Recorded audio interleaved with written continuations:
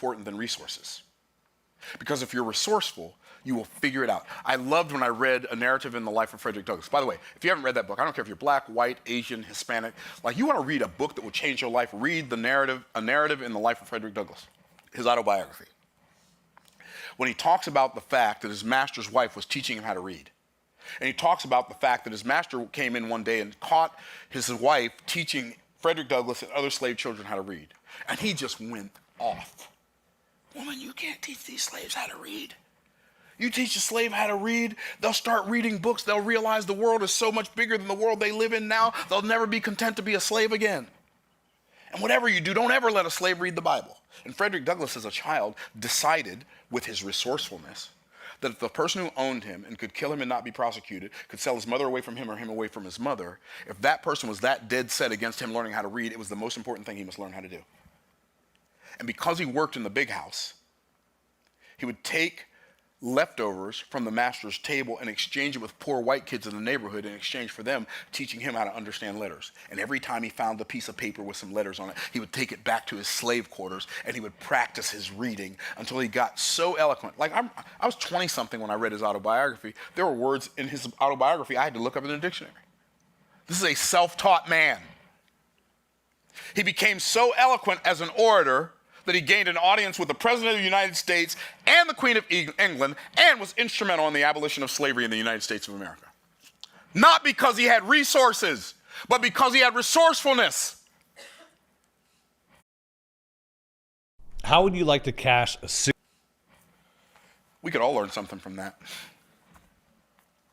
And enough iterations while we're bad in order to get good. But is your freedom worth it? I submit to you, if yours isn't, your children's is.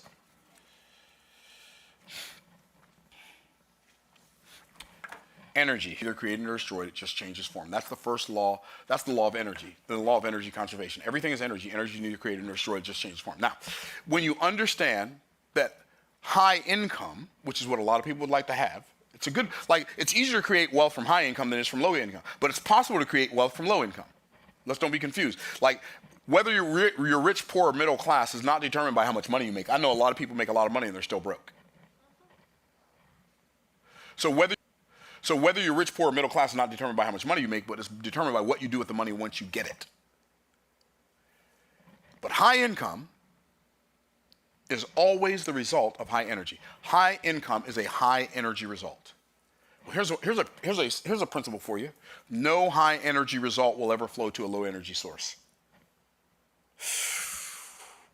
No high energy result will ever flow to a low energy source. What does that mean? Okay, 747. Y'all heard of those, right? Big old airplane, has an upstairs, holds 419 passengers. Fully loaded with passengers, luggage, and fuel, 987,000 pounds. Please, somebody say, that's heavy. That's heavy. That's heavy. Oh, it does fly. But it shouldn't, should it? I'm a little confused. A 747 is so heavy that when they first made it, they were having problems landing it because every time they landed, the tires would blow out because they got so hot landing that much weight. Then some genius figured it out.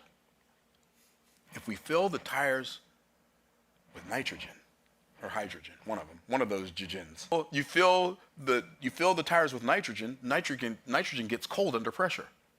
So when you land the plane, the tires actually get colder from all the pressure and they don't blow out. Wow, this is so cool. I know, I thought it was pretty cool.